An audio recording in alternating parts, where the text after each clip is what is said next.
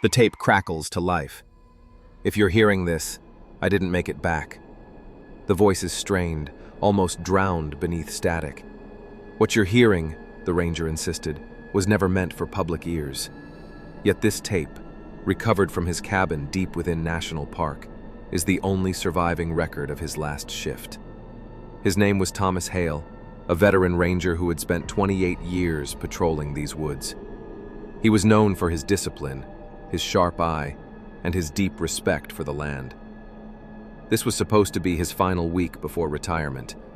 Instead, it became a chronicle of a night that should never have happened. The storm rumbled outside, tearing through the trees. Hale's logbook described an unease, a sense that the forest he had called home was watching him back. What followed would etch his name into whispered folklore and raise one chilling question. What stalks the wilderness after dark? Stay with us, because every chapter of this account unravels something you've never heard before. And remember, MindFuel brings you stories just like this, real accounts that demand to be seen to the end. Subscribe now, so you don't miss what lies beyond this opening chapter. The storm had knocked out the radios for most of the afternoon. Hale noted it in his log, static across every channel, dispatch silent. Yet at 9:14 p.m., the handset crackled to life. A voice slipped through the noise. Tom, not Ranger Hale, not the coded numbers used in emergency calls, just his name, spoken slowly, repeated again and again. It didn't match any voice he recognized, yet it carried through the dead frequency as if someone knew precisely where to reach him. Hale wrote, "Not possible. Radio's out. No signal. Still I heard it." Then came the words, "Distressed hiker, North Trail, alone." Every instinct told him to stay inside the cabin. Procedure demanded he wait until communication was reestablished, but procedure rarely stopped Hale. 28 years in the park had carved a sense of duty into him. Duty to the hikers, to the lost, to the living who might depend on him. So he strapped his lantern to his belt, slung his revolver, and stepped into the storm. The North Trail was slick, mud pulling at his boots with every step. Branches whipped across his jacket, rain plastered his hair to his forehead. In the dark, the forest felt less like terrain and more like a labyrinth, each turn guided by the hiss of rain and the occasional groan of wind bending the trees. After 40 minutes, Hale reached the coordinates described in the call. He stopped cold. A campsite lay shredded across the clearing. The tent ripped from its stakes, nylon clinging wetly to branches like torn skin. Sleeping bags split open, stuffing scattered across the mud. Food tins crushed flat, as if by enormous pressure. Hale's notes described the smell first, coppery, sharp, unnatural. And yet, there were no footprints, no boot tracks leading in or out. The storm had left soft earth, perfect for impressions, but the ground was empty. The clearing looked as though it had been struck from the inside out, everything radiating from a single point. Hale scoured the edges with his lantern. Nothing. The storm had silenced every line of communication. Hale had checked the radio again and again throughout the day, only static, nothing else. Then, long after dusk, when the forest was thick with shadows and rain hammered against the cabin roof, his radio lit up. At first, he thought it was interference, a glitch of weather, a crackle of electricity in the sky. But then he heard it, his name, not a call sign, not a ranger code, just Tom. Slow, drawn out, repeated. Hale froze. No one at dispatch called him that way. Even friends and colleagues on the line used his full name, Ranger Hale, or the clipped shorthand of numbers and codes. But the voice pressed on, louder through the static. Tom, distressed hiker, North Trail. He should have ignored it. He knew the radios were down. He knew no call could have come through. Yet duty is a stubborn thing, and he had carried it across nearly 3 decades. If there really was someone stranded in the storm, he couldn't stay in the safety of the cabin. He packed quickly. Lantern, revolver, slicker jacket, his logbook tucked into his breast pocket. and he stepped into the night. The North Trail was unwelcoming. Rainwater ran in streams along the path, mud sucking at his boots with every step. The storm had stripped branches bare, leaving them to claw at his shoulders as if the forest itself were trying to hold him back. But he pushed on, eyes scanning the dark, ears tuned to the strange silence between thunderclaps. When he reached the clearing, the lantern beam caught on something unnatural. A tent, collapsed and torn apart. Its fabric stretched and hanging in jagged strips from the branches, flapping in the wind like shredded skin. Sleeping bags gutted, foam and cloth spilling into the mud. Food tins smashed flat, edges glinting. Hale swept the light in a wide arc, his training demanding order in the chaos. He expected footprints, drag marks, anything to tell him where the hiker had gone. But the rain had not let up by the time Hale forced himself back toward the station. His log notes his steps quickening, the lantern beam jerking across the trail. The wrecked campsite gnawed at his mind, but he wrote something else that night. The voice followed me home. Every gust carried it, closer each time. When he finally pushed through the cabin door, dripping and cold, the alarms screamed to life. Red strobes along the ceiling flickered in steady pulses, each tied to motion sensors around the compound perimeter. First, the north fence, then the east, then the west. One by one, the lights tripped until the whole cabin throbbed with alarm. Hale scrambled to the monitoring station. A wall of grainy black and white feeds glowed through the storm's interference. At first, nothing, just static, empty fence lines, trees shuddering in the wind. But then, the playback. He slowed the footage frame by frame. His log notes say his hands were shaking too hard to keep the pencil steady, but he captured the essentials. On the north fence camera, for no more than 2 frames, a figure appeared, low to the ground, limbs too long for the body.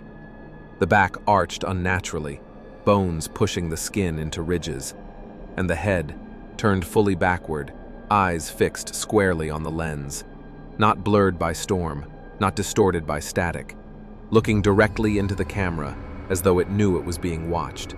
Hale replayed the footage again and again, convinced he was seeing wrong, but the image held. For less than a second, something moved along the fence line that had no business existing in the woods. He reached for the radio. His voice cracked through the channels, calling for backup, for any response from the other rangers stationed across the park. The storm hissed in reply. Only static, only silence. And then, cutting through the noise, faint but clear, the same voice he'd heard before. Tom. Not from outside the cabin, from the speaker of the radio itself. His notes smear into half-legible scratches after. The alarms finally died, leaving only the drum of rain against the roof. The silence that followed was worse than the shrieking sirens. Hale strapped his revolver to his side and stepped out onto the porch, lantern trembling in his hand. He wrote that the air felt charged, as if the storm itself were holding its breath. The perimeter fence stretched out in both directions, its line swallowed by the forest. Hale followed it, boots sinking into mud, eyes cutting between the trees and the shadows moving inside his own head. He circled slowly, lantern beams skating over slick bark, over ground churned by rain. For a time, there was nothing, only the storm. Then he heard it. A voice called from the woods, soft but clear, as though carried through the trunks. "You forgot your flashlight." Hale stopped cold. He knew that voice. It belonged to his supervisor, Ranger Mills. But Mills had gone home that afternoon, hours away on dry roads, confirmed on leave until the following week. Hale's notes mark the exact time. 22:41, Mills' voice. Can't be. Can't. The voice called again, coaxing this time. "Tom, you dropped your flashlight. Come and get it." Hale's lantern beam swung hard into the forest, slicing between the trunks. For a second, nothing. Then the light caught them. Faces. Human faces, pale and half hidden in the dark. Dozens of them, eyes blinking all at once, reflecting like the eyes of animals. And just as quickly as they appeared, they were gone. The light fell on nothing but wet bark and branches. He wrote in jagged script. Not one face, many, all watching, all gone when the light moved. The forest pressed against him, the rain muffling sound, the trees crowding closer with every step. He called back into the woods. "Who's there? Show yourself!" But the only reply was that same borrowed voice repeating, "Tom, flashlight, come closer." Hale backed toward the cabin, never turning his... The tree line was no longer quiet. Every step Hale took along the trail seemed to wake something just out of sight, hidden in the brush. He followed the markers, lantern light bouncing off reflective paint, each one a fragile reassurance that the path still existed. His notes from this stretch are shorter, fragmented. One line reads simply, "Not alone. Never alone." The sound began as a rustle, branches snapping in rhythm with his stride. Then it grew heavier, faster. Whatever it wasn't creeping. It was sprinting beside him, keeping pace in the darkness. The brush shook violently, shadows lurching with it. Hale stopped. So did the sound. The forest froze. No movement, no wind, only rain dripping from the canopy. He dared one step forward. From the blackness came a thunder of limbs slamming into the earth, rushing at impossible speed. He turned just as it broke through the trees. A shape on all fours, pale against the storm, tore across the path in front of him. Its arms and legs bent wrong, joints snapping wide as it moved with animal speed. Mud sprayed up under its hands as it crossed the trail, but the face turned toward him as it ran, and it screamed. Not a howl, not a cry, but his own voice, thrown back at him in perfect imitation. "Run!" The sound rattled through the trees, through his chest, through the storm itself. Hale staggered backward, lantern swinging wildly. The figure was gone as quickly as it appeared, swallowed by the brush, leaving only the echo of his own voice hanging in the rain. He ran then, truly ran. Years of ranger discipline abandoned, boots hammering the trail, breath ragged, lantern jerking light across the forest. He didn't stop until the cabin tower loomed ahead, its silhouette a lifeline against the storm. Slamming the door behind him, Hale wrote in hurried script, "It knows my voice. It is my voice. Don't know how. Don't know how." Inside the safety of the tower, he collapsed against the desk, listening to the storm pound the windows. But the silence inside didn't comfort him.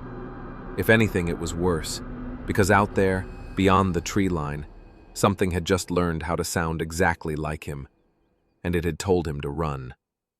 For those following along with MindFuel, you can see how each chapter builds into something darker, stranger, and closer.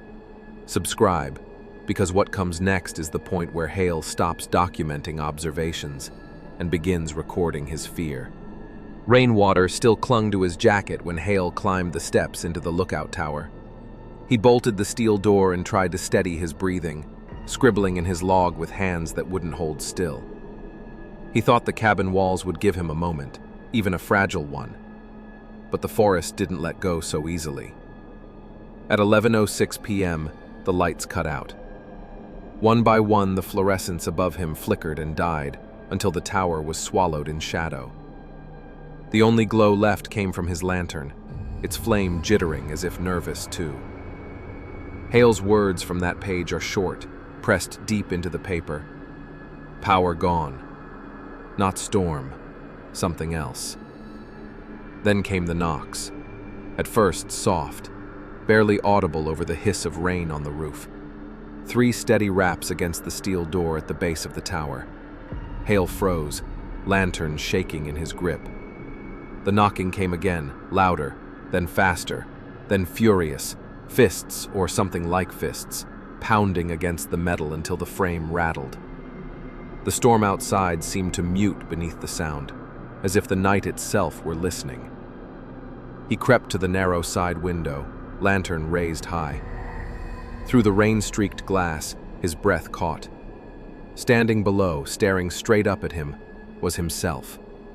The uniform was identical, same patches, same boots, the same lantern strapped to the belt. The figure craned its neck back too far, and even through the storm, Hale could see the smile stretched wider than any smile should go. Too wide. Skin pulled tight, teeth catching the lantern light. He didn't move, didn't breathe. The thing below only smiled and waited, head cocked at that wrong angle. Then the knocking stopped.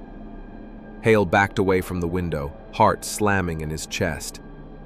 For a moment, silence reclaimed the tower.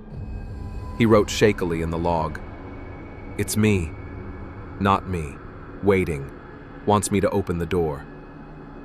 When he dared another glance, the figure was gone. No footsteps fading into the mud. The tower groaned against the wind, lantern light throwing long, nervous shadows across the wooden floor. Hale had pressed his back to the wall, revolver in one hand, logbook in the other.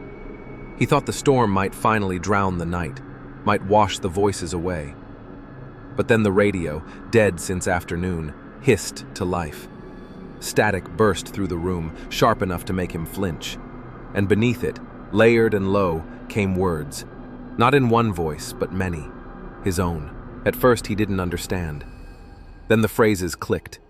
They were his words, repeated back from earlier entries.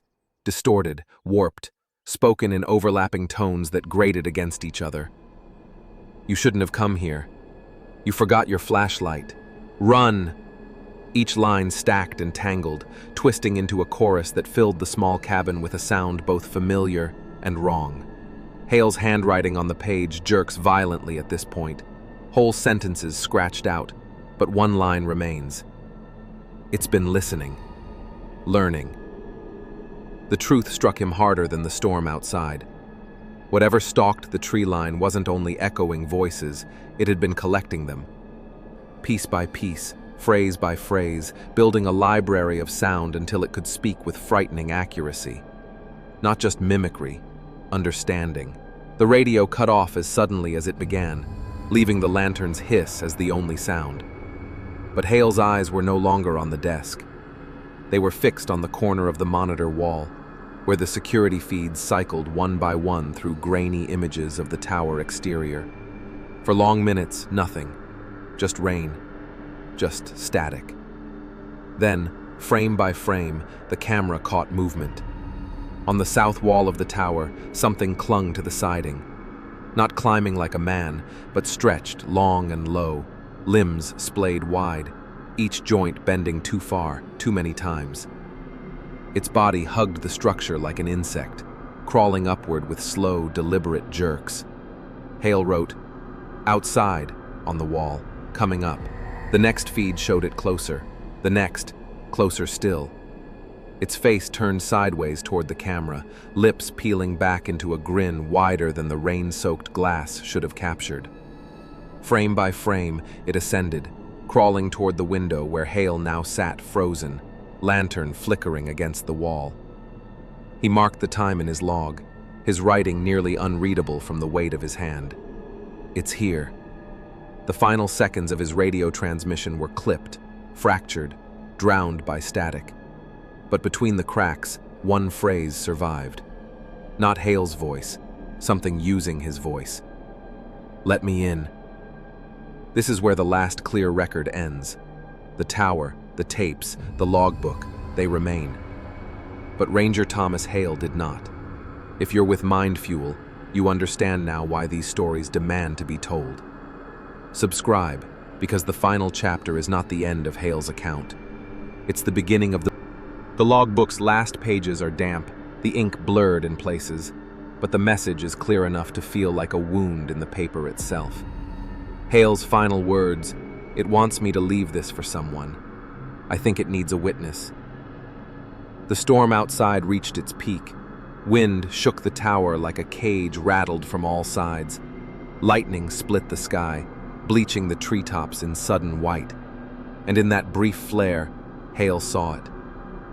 clinging upside down against the window pane, inches from his lantern light. Its limbs spidered wide, joints bent backward, body pressed flat against the glass. And the face, it was his own, staring in, smiling too wide. He stumbled backward, chair clattering to the floor, logbook slipping from his hands. The lantern flame guttered, shadows leaping across the walls. The glass quaked under the weight of the thing outside, its grin fixed, eyes unblinking even as the storm lashed over it. Then the window shattered. The thing burst inside in a spray of rain and glass, its crawl jerky and wrong, mouth opening with a voice that wasn't a voice at all. Dozens of voices, layered and twisted, all speaking at once. Phrases Hale had written, phrases Hale had spoken, even screams he hadn't yet given. He fled. The tape recorder caught the crash of boots on the wooden steps, the desperate slam of the tower door flung wide, the storm swallowing everything beyond it.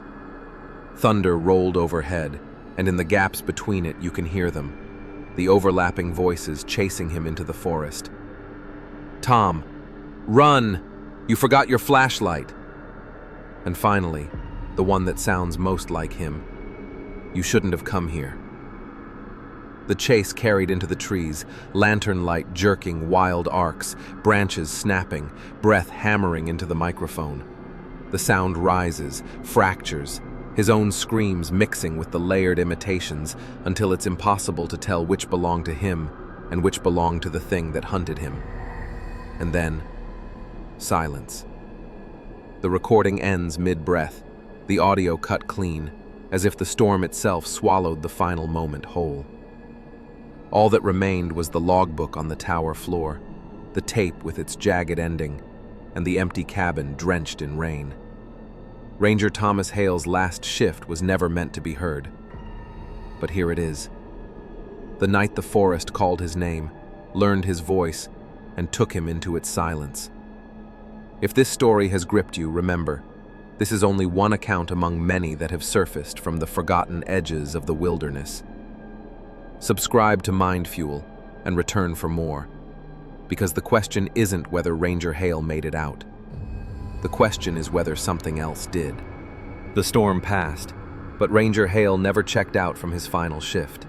For weeks, his disappearance was listed as unresolved, filed among the countless missing persons who vanish into the wilderness each year.